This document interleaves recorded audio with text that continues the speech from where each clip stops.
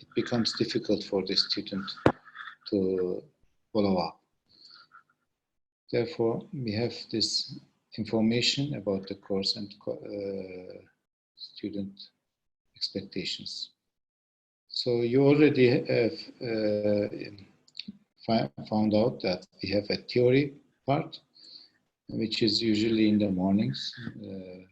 For you, it is Friday morning. And we have practical hours. We already had a practical session. And we will continue to have the practical sessions throughout the 16 weeks. Sound is annoying.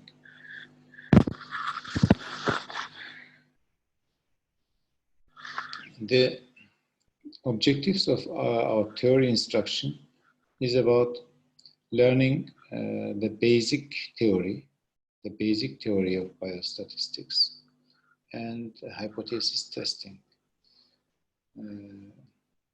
I will, in the next session, I will introduce you about what is biostatistics and what is data and how we collect data.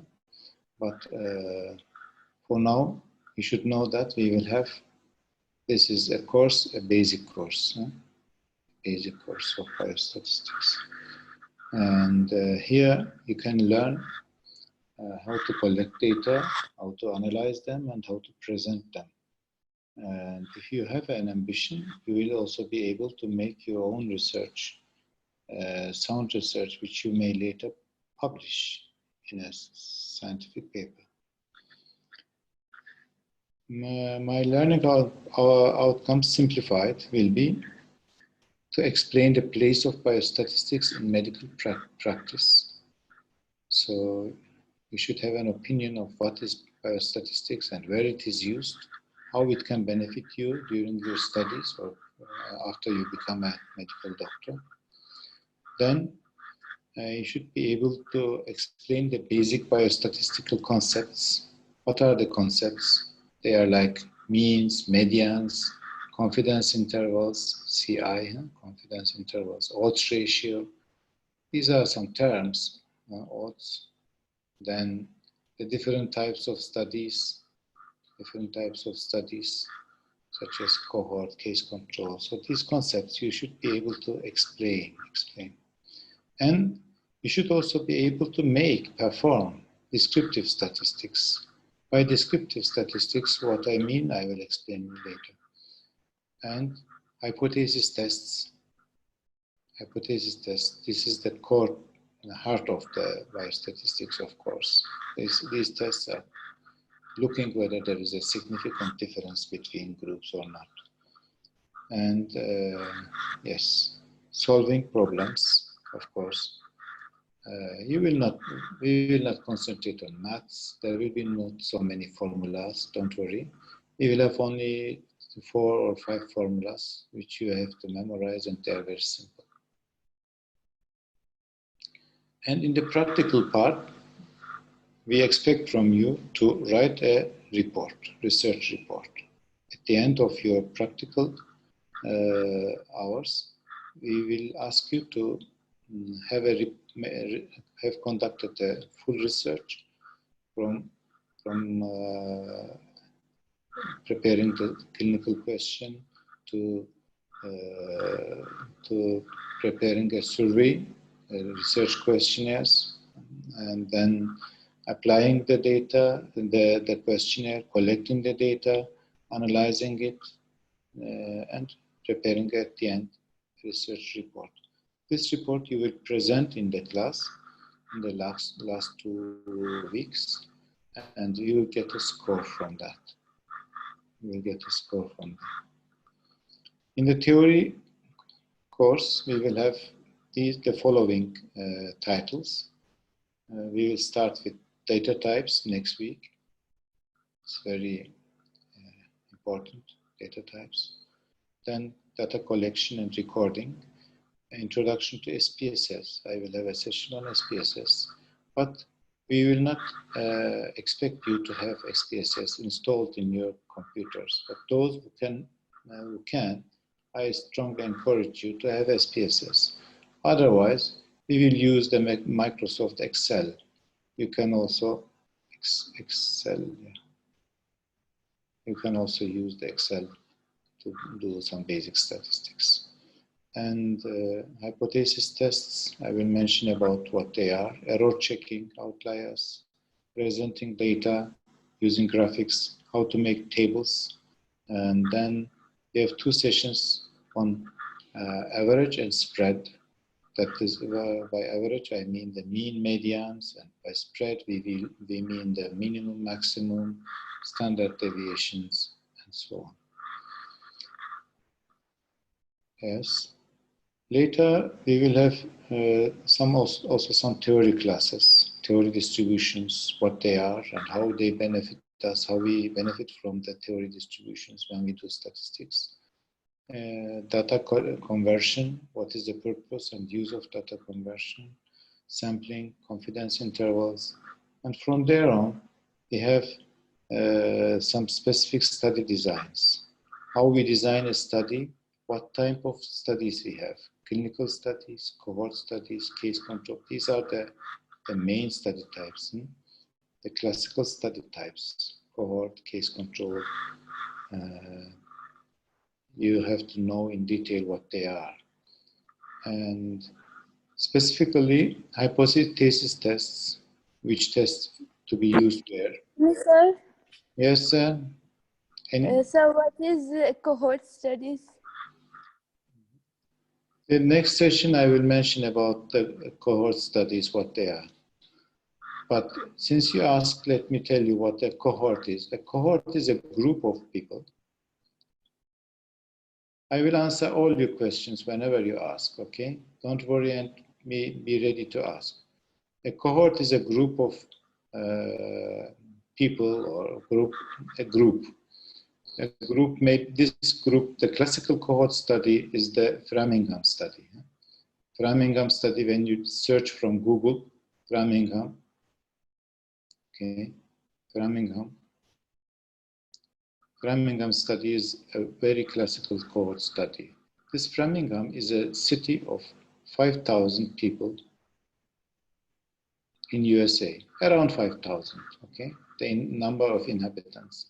So they take all these people and you make sure that they are healthy people. The sick people you don't take, okay?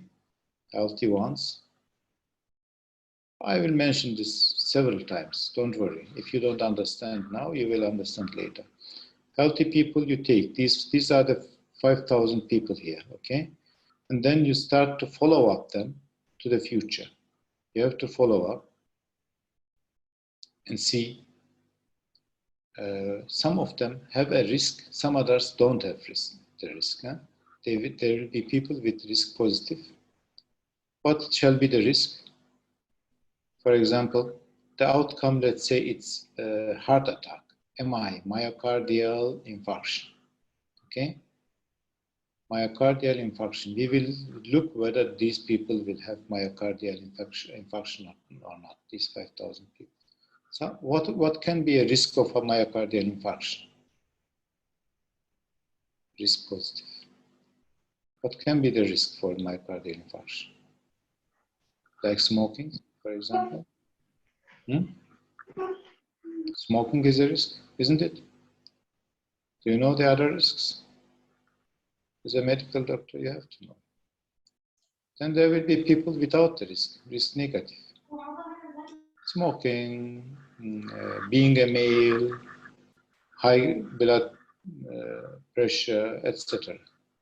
Then we follow them to the future, and some of these risk positive people will get MI, some others will get no MI, negative or positive. Some others in this risk negative group also will have MI. If you don't smoke, you may get MI. And some others positive, and some others will have negative MI. So then you compare these risk positive and risk negatives proportion, whether they have MI or not. And you calculate the relative risk. This we call the RR, relative risk. The relative risk of smoking on MI. This is a classical cohort design. You may define your cohort, the group. The cohort means a group of people. Huh? A cohort can be, for example, your class, the 2019 B, ala 2 medical students is a cohort. I will follow you until the end of the year, and I will look for the risk factors affecting an outcome.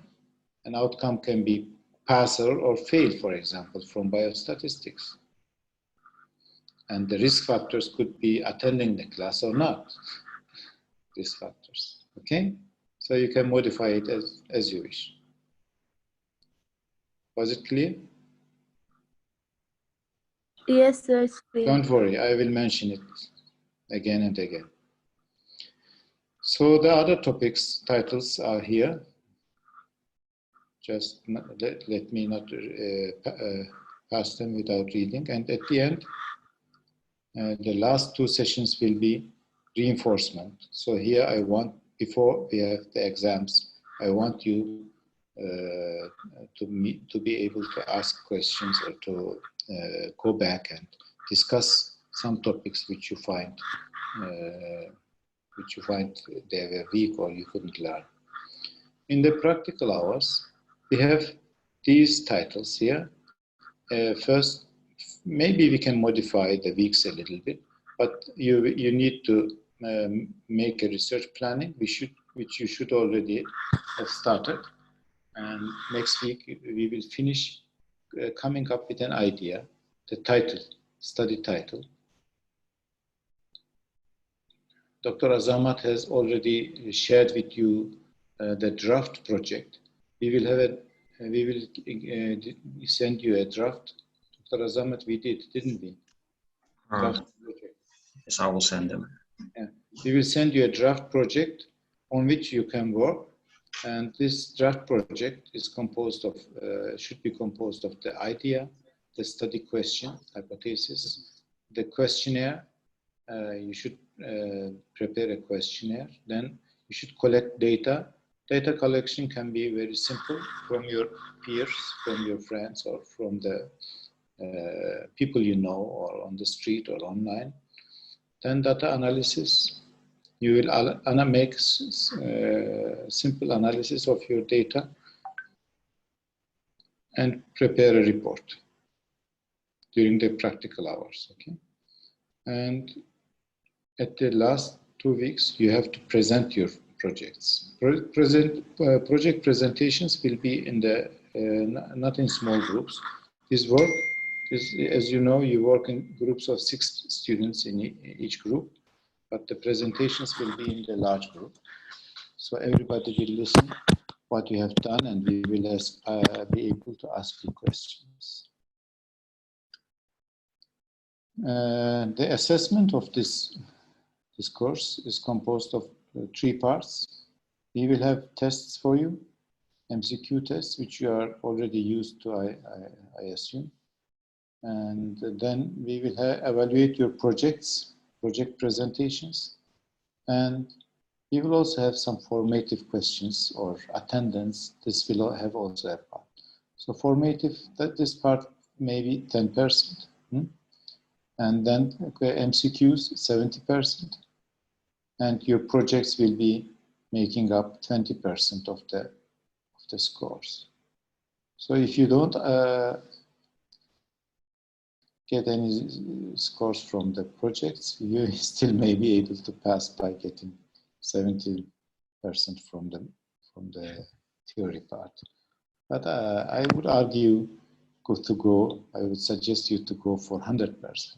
I think every student in this class is able to score 100 out of 100 at the end of this course.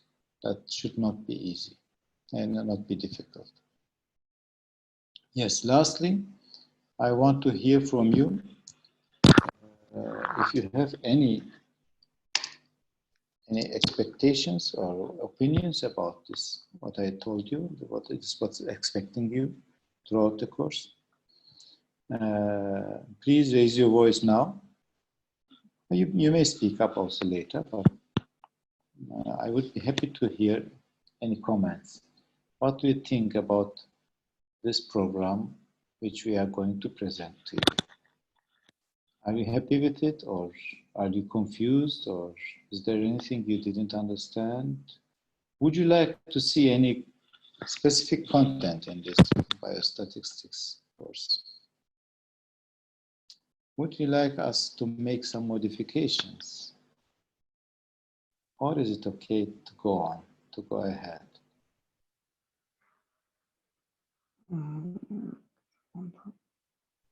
By the way, do you understand me? Yes, I'm asking the class. Do you hear me and do you understand? If any time, if you don't understand anything, please interrupt. Don't think that it is a silly question. Don't think that you will, distract my attention. Important in the class is you. You have to learn. Sure, sir. So, any comments are welcome. I'm waiting. I can wait a minute.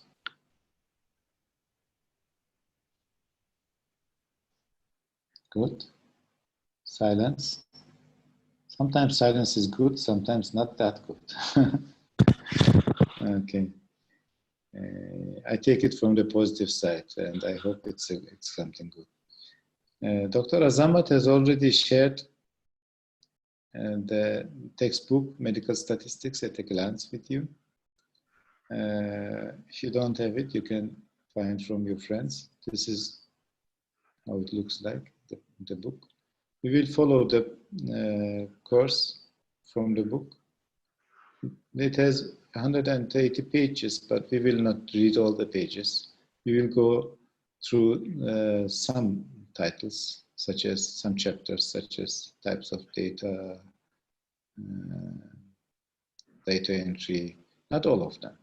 Only 30 something which we have in our program. And then this form also, some of you already responded. Thank you for responding to this course evaluation, because I believe that a success in learning is only possible if the students, okay, then what else? The student is important for a success. The teacher or instructor, the teacher, and of course the infrastructure, the material or method. Material or method. The method how we conduct this course. These are all the infrastructure, the learning materials, the libraries, the internet connections, all are important, of course, too. But the student and teacher, these are the core part. So it's not only Azamat and me who will make you learn. You will learn by yourself, actually. We will facilitate you. We will help you learning. Nobody can force you to put something in your mind if you don't want. Therefore, we want to hear also your opinions, and this is by collecting your feedback at the end of each session. By clicking this link, you may access our feedback form, Google form, and send us your opinions at the end of each session. Each time when we have a presentation or a clinical teaching, a practical teaching, then please go and fill this form. You read them. Don't worry. Yes. Okay.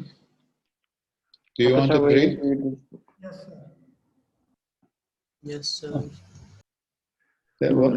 Is there a question? No, sir. No?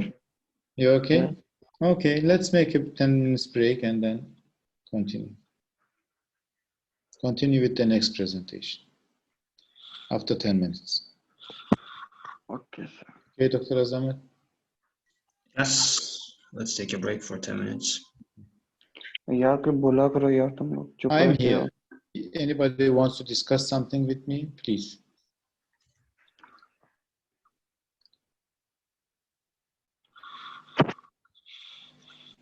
Sharman किधर गया आज?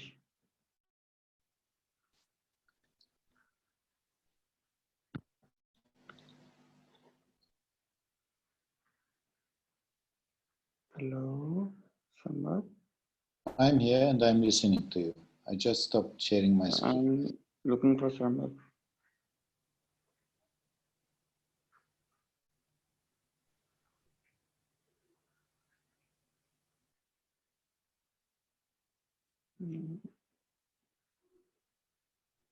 Dr. Azamat, how do you feel with the class? Are they cooperative? Yeah. They are brilliant and young people. We have a saying here, the horn of a goat, the horn, it grows up later, but it will be longer than his ears. So these students, they are the horns, we are the ears. They will grow up and hopefully, inshallah, they will be better than us. No sir, we cannot be better than you sir. You are great. Yes, his name Bashir. Bashir is a common name also in Turkey, Bashir. I am from Turkey, by the way. You probably know. But I live in Germany. Yes sir, Turkey is very beautiful. I know about Turkish. Yeah. Where are you from? Look, your name looks like Pakistan. Yes sir, we are all from Pakistan, almost. Most of you are from Pakistan, yeah. There Yeah. are also some Kyrgyz students and also some Turkish ones in the class. Is there any other nationality? Kyrgyz student and Kyrgyz, Turkish, and Pakistani, or only these three nationalities? No, sir, one student is from India. Also students from India, okay. India, Pakistan, Kyrgyz, Turkish. That's good selection. Siberia. Oh, Siberia? Ah, Dua is from Siberia. no, Dua is from No. Siberia. No, sir. I'm saying some of the students in the university are. Okay, but not in the class. Do you have anybody in the class who are from Siberia. Siberia? No, I thought sir. Dua is from Siberia, I thought. Yes sir, Dua is from Siberia. Okay. Sir, I'm from Pakistan. Siberia, I know from the books, Siberia. It is scary to me. Sir, I'm from Pakistan. Yeah, Dua, I can you got it. I explain got how it. Siberia looks? Dua is just a joke. Yeah, Dua is in from Pakistan. Excuse Right. me, sir. Yes, I am hearing you. Is it a research sample? I'm talking about any research sample, not how to make it. What do you mean by research sample? Yeah, for example, on depression or any other topic. Do you have made any research project? Yes, I am going to show you one research during my next presentation. Sir, can you tell us You how don't many have pages right we have now. to make it? I have How many pages we have to make it? These many pages. pages. The pages doesn't matter. It can be 20 pages, 10 pages, 5 pages. Important is the content and the function. The length is another issue. Okay, since our student has asked, let me show you the PubMed. I will show you this again during my presentation right away. But if you search the PubMed, this is the Library of Medicine from USA. And here you may find the researches of different scholars. Let me write down my name.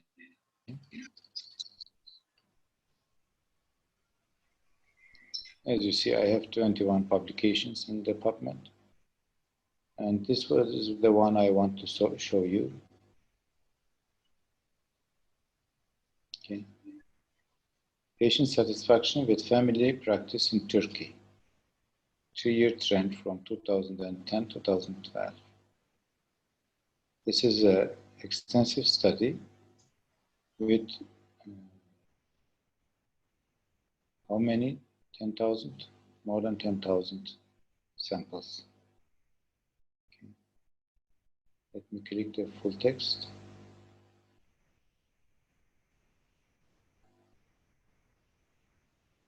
You see, it has the same titles as your project. Yeah, you have the study title. I have the study title here. My study title, which is published, Patient Satisfaction with Family Practice in Turkey. You should have your student names, list of the names. We have here the names of the authors. As you see, there are 3 authors here. Zekeriya, Derya, and Esra. These are my colleagues. Then we have an abstract summary of the research, which is usually around 250 words. We don't request you to make an abstract. You don't have it in the project. So Pico format and Apple format are necessary? That will come. Just after 2 minutes, I will start presenting, and that will come. Good. Mm-hmm. And in this research, you see the headings here. The headings are almost the same as you will have in your project. Is this enough to answer your questions, preliminarily at least? Okay. Yes, sir. Okay, let me start with the presentation. Then I think you will have answers to the questions in your mind. Dr. Azamat, should I start? We have. The time is up. Yeah, we already had 10 minutes break, and that's enough, I think. We can go ahead and finish the presentation maybe a bit earlier, and the students can do whatever they want. Okay, this is an introduction about biostatistics, and I prefer to start with this picture. Do you recognize what it is? It's a melon, isn't it? It's a watermelon. It's a watermelon, yes. It's a watermelon carved very beautifully and made a sculpture using a watermelon. And there are many other watermelon pictures, sculptures made by the same artist. These are roses or flowers. So why I prefer to start with this picture, because I want to stress that everything you want to do does not need to be that beautiful, so excellent in the beginning. You may start with breaking apart a melon, making rubbish things, ugly things, but later it will become beautiful. Therefore, never give up and keep exercising. You have to do a lot of exercise to become perfect. Okay? Without exercise, it will not. You cannot be perfect. So, my objectives here are a little bit more than in a normal lecture, but since this is a summary of all the course, all the 32 weeks, it may be a little bit too much loaded. Don't worry. This what you will hear from me during this course, this 1 hour or 40 minutes. You will And we will have, for each section, we will have another presentation, so don't worry. Okay. Steps of research. You should be able to name them at the end of this presentation. Then, answerable clinical question, PICO format. What is PICO? Yeah, this you should be able to formulate at the end of this presentation. Classify types of data. What are the types of data? And features of a data. How should be a data? What kind of peculiarities should it have? And the study types like cohort, case control, etc. And explain these study types in detail, cohort, case control, and RCTs, randomized controlled trials. Let's go on with the stages of a study. These are the classical stages of a study. First, you should start with asking a question. You have to find a problem which you want to struggle with, which you want to dig in. First point is finding something to study, something important. It should be an original question. You may just say, okay, I want to study the smoking prevalence in my class. Okay, that's not very original. You should try to find something better. But it is, at the end, it's also a question. Like, sir, Then, yeah. like a question, is smoking really cause cancer? Yeah, it should make really sense, and it should have some benefit at the end when you study it, you know. And if the question is already answered, if somebody has already did this study, then of course it will become futile exercise. It will be useless. Therefore, the next step is to go and look whether this question is already answered or not. Where can you look to see the answer? I will come to it. Then comes your hypothesis. You have to formulate an hypothesis, and here we will speak from H null hypothesis, and alternative hypothesis, which we call the H1. And once you have decided on your hypothesis, you need to define a method. How I'm going to do this study? Should I do an experiment to find the answer of my question? Or should I do a questionnaire study, a survey? Should I research through the internet? What will be the method? Face-to-face talking, discussions with the participants? Yes. Kindly let the students enter the class. There are students who want to enter the class. Okay. Yes. Azamat, there are students who are late. Please let them in.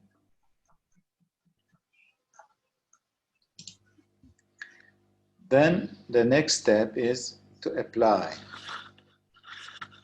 Apply means data collection. Here you collect your data. Data collection. Data collection. Collecting the data. And analyze your data and discuss your results. Why you have these findings. And at the end, write a report and present it. I'm telling you, honestly, if you want to conduct a research which you can report and publish in a scientific paper, you can do it during these 16 weeks, okay? Publish. Wouldn't it be good to have a publication while you are a student? Yes, of course, it would be. So I would be very happy to see that somebody wants to publish something they did, a research they did at the end of this 32 weeks. Yeah, we have 16 weeks, sorry, not 32. 32 is the whole year. Yeah, Now let me go back these 8 steps one by one. The first step is finding the study idea. An idea you may, it's not easy to find an idea. Therefore, once you have the idea, I suggest if you want to be a researcher, I suggest you to write down your ideas. You should have a research panel. It can be a computer screen or it can be also a paper which you pin on your wall. But you should have written down your ideas. And why I suggest you to have ideas written down? Because once you have time, you can move one of your ideas to writing the method of the study and then move it to the application stage and go ahead with writing your report. That means there might be several studies for a researcher which run at the same time. Several studies may be running at the same time. As you see here I have some ideas. Here I have one study title, here another one, and here another one. So they are running usually simultaneously at the same time. Why? Because it takes time to start a study and publish it. It takes long time. How long do you think it will take? Start the idea until you publish it. For you, it will take 16 weeks. Yes? Within 16 weeks, you will have the idea, you will have the method, you will do data collection, and you will write your reports. But normally, in a scientific world, it's not 16 weeks, it's much longer. It's at least 6 months. 6 months, sometimes 1 year, 1.5 years to get a publication. And imagine in your life, you can do then only 30, 40 papers if you don't have simultaneous works. The ideas you may get from clinical practice, that would be the best from your patients because that will be real world, real questions then, really mattering questions. And then from your work environment, from patients, colleagues, or some unexpected health outcomes could also give you an opinion to study. This page I usually ask in the exams because it is the classical structure of an answerable clinical question. The answerable clinical question is composed, should have something about the patients or problems. There's something, a component on the intervention and comparison. Usually we have 2 groups, at least 2 groups, at least. It can be more. It can be more than 2 interventions, more than 2 comparisons groups. But at least 1 intervention and 1 comparison groups. Then we will have outcomes. Outcomes can be also more than 1, but at least 1 outcome, at least. Here is a sentence. Please help me to find out the components. Is there any difference among a calorie diet and a glycemic diet in decreasing body mass index of obese women? What is the problem here? Anybody wants to comment? Those who comment a lot, they get extra marks. You know it? I already said 10 points you may get from commenting and attending the class. No carrots? You don't like carrots? Okay. The problem can be the disease of the patient. So in this from this sentence, concentrate on this sentence. What is the problem here? What kind of disease? Obesity, sir. Obesity, of course. Thank you. Obesity. Obesity would be the correct question, okay? Obesity. Obesity or obese woman would be also good. Obesity. What is the intervention and comparisons? What do we compare? Sir, diet plan of Comparing with different women. smartphone. Sorry, again? The diet Diet and plan decreasing the of mass. different. Yeah. Sure. Decreasing the mass is not correct, but diet is the correct answer. Diet, Sir, which diet plan of different women. we have two diets here, isn't it? Calorie diet and the glycemic diet. Glycemic diet. Yeah. Maybe you don't know what a glycemic diet is. Do you know it? No, No, sir. sir. No, No sir. problem. Look to the internet. It's useful. Glycemic diet is very popular. Probably you have read in the blogs or in the internet or in the Twitter. There are famous doctors who suggest glycemic diets, like zero carbohydrate diets. Are they healthy or not? This is another issue. But there are different diets. Calorie diet, this is the classical diet. Huh? We just calculate the calorie need of the patient and then suggest a specific amount of food to eat each day. In a glycemic diet, this is a more recent idea. You don't have calorie restriction, but you will restrict some type of food. Some food with high glycemic glucose content, you will restrain. Okay, so calorie can be the which is intervention and which is comparison. That's not so important. That's not so important. But here, since we have this is the classical diet, calorie diet, we can say that this is our comparison, our control group, and this is our experimental group. This is the intervention. But it could be vice versa, no problem. We have two groups to compare. And we should have some outcomes. What is Decreasing the body mass? Decreasing the body mass? Yeah. Decreasing is not the outcome. Okay. If you say body mass index, that's enough for me. Decreasing, it could also increase, huh?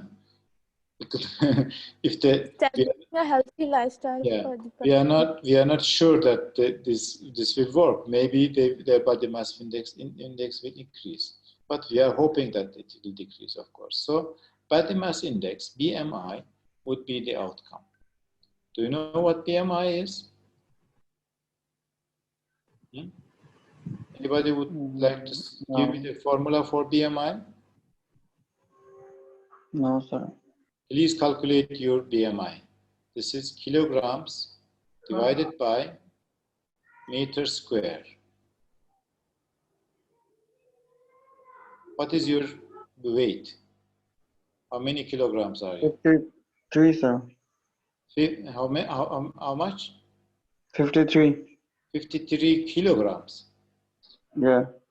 Wow, congratulations. You are very slim.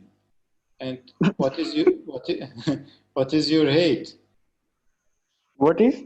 Your height, meters. How tall are you? Oh, sir, 20. Again? 20, sir. No, 20 is not the height. My height is 165. about height. Sir is asking about height. Height. Oh, okay. My height is about 5.6. 5.6 inch. In meters, yeah. not in inch. Okay, Should I be don't meters. understand inch. Can you convert it into meters for me? 1 minute, sir. Let me calculate in meters. 1.64. 1.64. Okay, 1.6. Let's say. Okay, 1.6. So square. If you take the square of 1.6 and divide it, it would be what? Do you have a calculator? Can anybody tell us? 53 divided by 53 divided by, this is 2 point something, 2.5? Can anybody calculate it? 1.6 multiplied by 1.6. 2.56. Okay, 2.5. 53 divided by 2.5. It is 21.2. 20. it is around 20, yeah? So this is your body mass index then. Your body mass index is 21, which is healthy. Healthy. Wow, congratulations. Body mass index, a BMI over 25 is overweight. Overweight. Not obese, overweight. Overweight. If it is above 30, it is obese. Okay. My BMI, should I tell you my BMI? Sure. Yes, sir. It is 25.2. So I am just in the border of overweight. Huh? Okay. That's not actually relevant. That was just to make you, happy to see some medical terms. BMI is very important in medicine. All of you should know how to calculate BMI. Okay, then the next step was, is your question already answered or not? For this, you do a literature search. Where do you look? Where do you search? Any opinions? Where do you search? Where did I search? Where did I search to find Google this? Scholar, Google PubMed. Scholar, PubMed. These are the two. Huh? This either PubMed, or scholar.google.com or Google Scholar. This with the head. So literature search will be mostly, but not must, PubMed or Google Scholar. There are many others. Just don't think that it is only PubMed and Google Scholar. And you can also look to the books, but nobody is reading books anymore in this era. But you can also read the books, of course. Yeah, when it is time to formulate a hypothesis, as I said, we have to formulate our H null hypothesis and the alternative hypothesis. The null hypothesis always says there is no difference. Our starting point in research that is interesting. That is an interesting phenomena which we could discuss philosophically. Huh? Why we have this H null saying no difference. When we start a research, we assume at the beginning that there is no difference between the groups. There is no difference between a calorie diet and a glycemic index diet. And our alternative hypothesis would be that there is a difference, of course, the alternative of it. There is a difference between the groups. There are other types of null hypothesis, but two-way, one-way hypothesis, but I will not go into this detail. I think this is enough for you. If you understand H null and H1, that would be enough for you so far. Yeah, now let's discuss the types of studies, including cohort, which one of our students just asked. We have the observational studies. Either you do just observation or you do an intervention, or you may have an intervention, experiment. Huh? This is in an intervention, you have an experiment, experimental studies.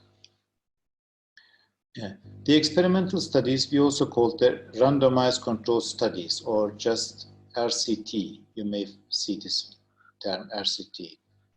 And there are many other types of studies, of course, but classically observational and interventional. That can be methodological, there can be other studies types. If you look to the PubMed, you will see 70 plus different study types. So don't be surprised. But the classical study types are the case reports, you report one case or a series of cases it can be. But usually it is a one case, one interesting case you face, you just publish what it is. You may have prevalence studies, or we call these also the cross-sectional studies. Cross-sectional studies.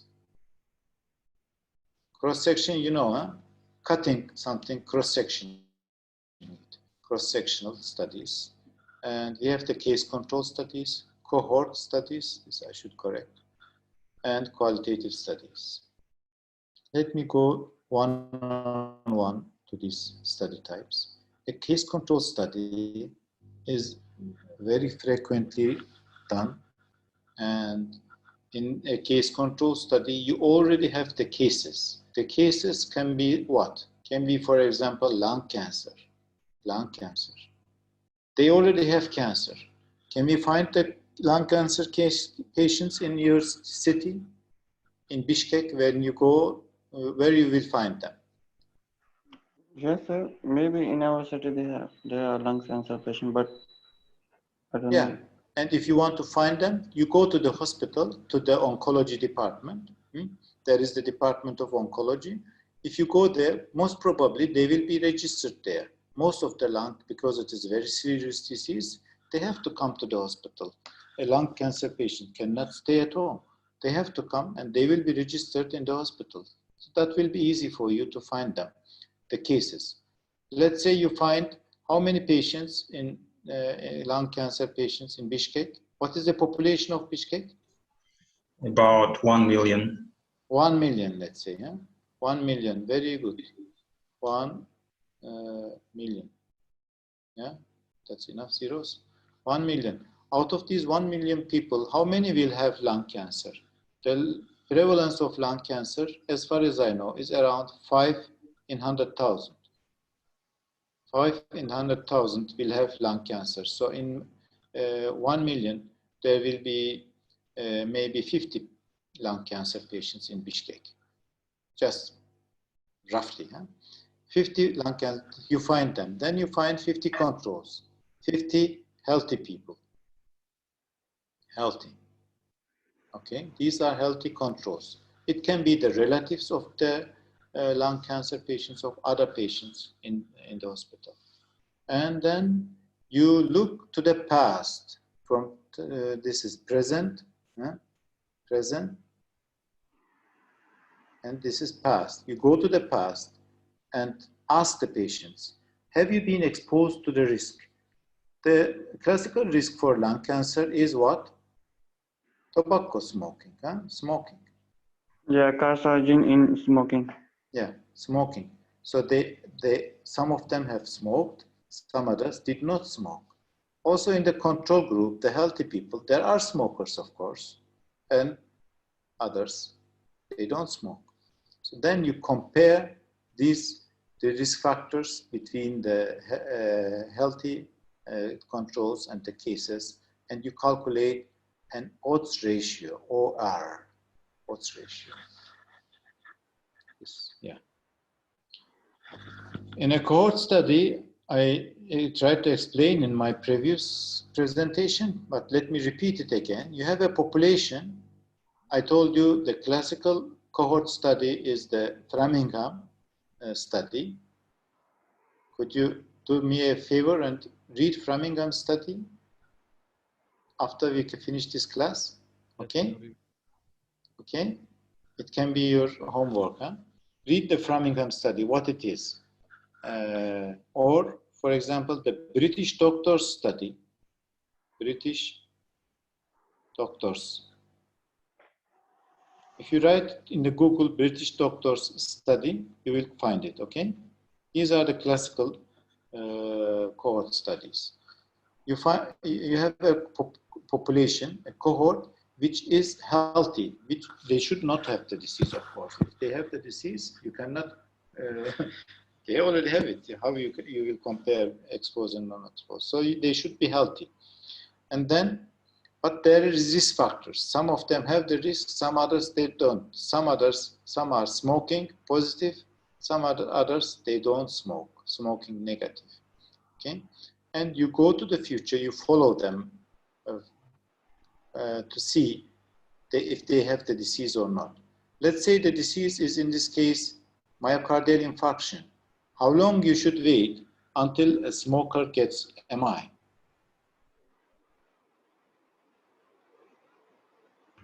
Just guess. Any guess is welcome. Say something. No opinion? Disease? Some How long? years. Some years at least, 10 years, for example, or maybe more than 10 years. So if for 10 years for MI, if it would be cancer, lung cancer, how long you need to wait until somebody gets lung cancer? It's much more, isn't it? It will take much more, and it is very rare. Lung The probabilities are 15 to 20 years. Yeah, and it is much rare. MI is more frequent. The prevalence of MI is much higher compared to lung cancer. Therefore, if you have a rare disease, it is difficult to conduct a cohort study, okay? If it is rare disease,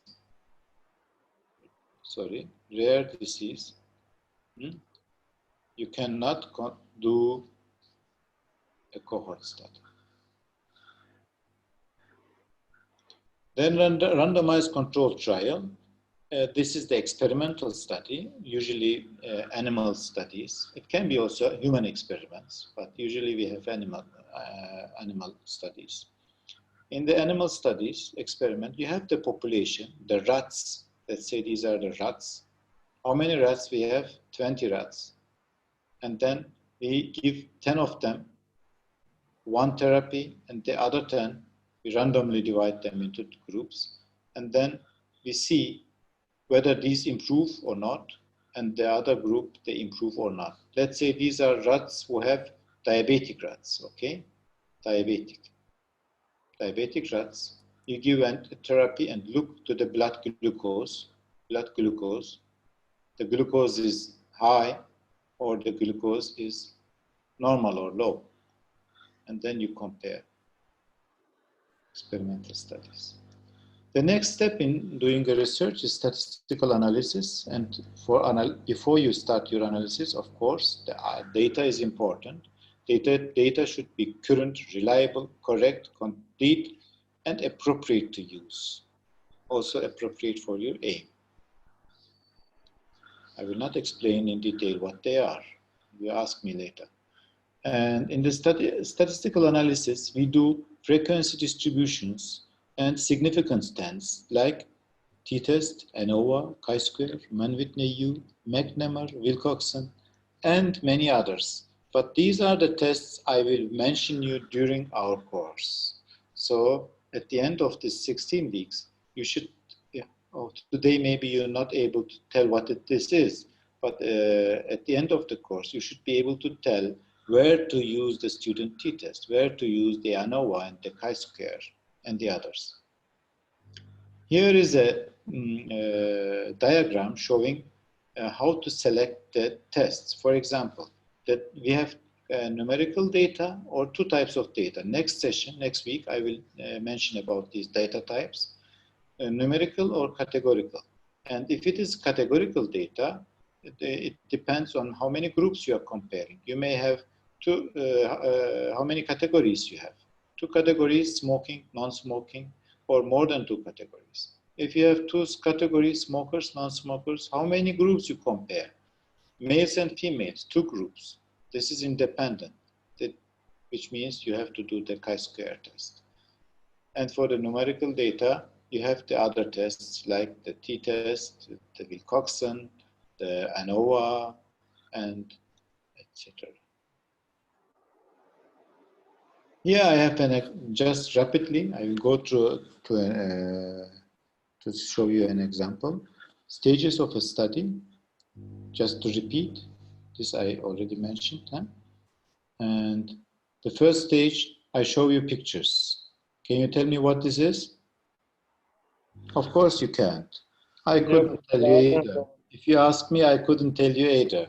This is what? The picture of? Herbs. A herb. A specific herb. This you can make a tea of, huh? And drink it. Oh, tea. Yeah. Green tea. Tea. So I asked the question, is there a difference in recognizing this herb between class 1 and class 6 medical students? And I looked to the literature. I formulated my hypothesis. I said there is no difference in age null.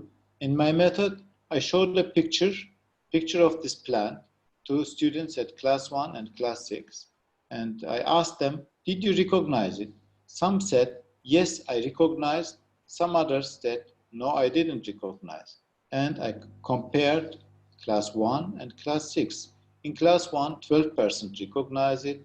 In class 6, say 78%. Is this difference significant? I have to do a chi-square test. And the chi-square value is very high, 80, and the p-value is p-value below 0.05 means it is significant, and here it is very small, Very low. very small p-value. That means this difference in the percentages is significant statistically. And as a conclusion, So what's the formula? So the formula, you want the formula, are you sure? Are you sure? I will tell you the formula during the class, but better you don't ask it, because then you have to memorize it and I will ask in the exam. okay. Okay. Well, I will not, you will not be responsible of memorizing this formula, but I will tell you in the next sessions, hopefully. So, yeah, my conclusion is there is a difference between class 1 and class 6 students because the p-value is very low. So, since you asked, I was also prepared to show you my one sample presentation paper, which I published. You can go to the internet, to the PubMed, and search for it and find many other researches. This is just one, which I did several years ago with my friends. It's 2015 publication. And as you see, in a classical publication, you have the title, the abstract, then you have the introduction. This is general information about why we did this study and what has been done before, and then you give information about the method. Method has several sub-headings like study design and the instruments you have used, explaining the instruments, sample size calculation, but this is all detail, too much detail for you. I will explain them to you if you want, but you should at least write a method simply what kind of study you did. And then we have the result where we present our findings, like the means, the percentages, with graphs, sometimes with tables. And after presenting, this is another graph you see, and we have also tables here. You have to click on it. And then last part is the discussion part, where you discuss your findings, the main findings, and the detailed discussion of the other findings. After you discuss, you conclude with usually with one paragraph, saying your conclusion and your suggestions at the end of the study. So you did this study. What is your suggestion to the other people? What should we learn? Is in a brief, in a one sentence from you. There are acknowledgements, of course, but not so important. And we have the references. With the references, usually in a paper you will have 30 or something references. Here we have 31. Usually it's less than 30. But in your project, you may have 3-4 references. That's enough for me, but it should not, you should have at least some references. Okay? Yes. And don't forget the course evaluation forms. Your feedbacks are welcome. Any questions? Very good, sehr gut. That's excellent.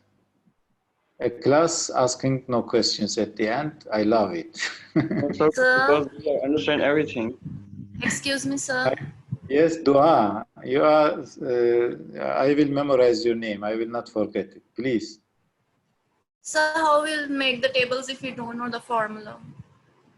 We will use the software for it. We will use the software for it. Okay. Excel? We will Excel. We will use Excel, SPSS, and the other softwares. Okay. Sir, can you refer some authors from whose work we can? Hassan, What you mean by authors? The books to read, or? No, sir. Some authors to view their articles, to review their articles. To view their articles. But there are so many good authors over there. Instead of suggesting you an author, I should suggest you to look to the PubMed and search with the. Good question, actually. That's a good question, actually. If I go to PubMed and write down the name of a scholar, for example, Yusuf Salim. Yusuf Salim is from India or Pakistan, I'm not sure. He is probably Indian. And Yusuf Salim is a famous scholar, and he did a lot of publications about cardiovascular. If you are interested in cardiovascular, so you go and look for Yusuf Salim. If you are interested in some other topics, there will be other scholars, of course. Therefore, it would not be wise to suggest you a scholar to read his work. Better you look for the topic you are interested in. Okay, if you are interested in schizophrenia, then you type in schizophrenia, and you come up with the papers about schizophrenia. You can select here free full text, and then you can read the papers, and you can also decide which type of studies you want. Randomized controlled trial, you remember we mentioned RCT, randomized review, systematic review, clinical trial, also experimental studies. So you select and then you start reading. That's my suggestion. I would not suggest you a specific author. And once you have the authors, you can see how many, if they have published a lot or not. In Google Scholar, when you type Yusuf Salim, okay, you see Google gives you also a summary of the work of Yusuf Salim. And then you can look, this is Yusuf Salim. He is a very good man and good scientist. And you see here the number of citations he received. There are some indexes. If you have an index of 40, 60, that means you are an excellent scientist. Huh? Age index of 40 is excellent. Mine is less than 20, by the way. But, no problem. You will not find so many people with an age index of 256. So this is an exemplary person. Okay? Enough?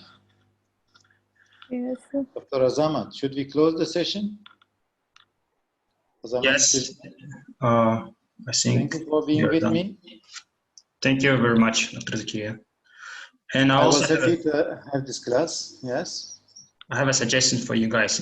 If you want to read good articles, you can also search for other journals like New England Journal of Medicine or BMG Best Practice or JAMA Network.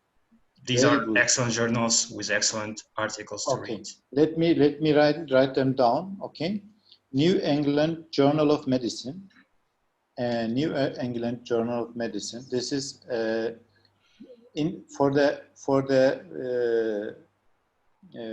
medical journals, we have the impact factors. Impact factor. This impact factor for New England Journal of Medicine is 74. You see it here? Can you see?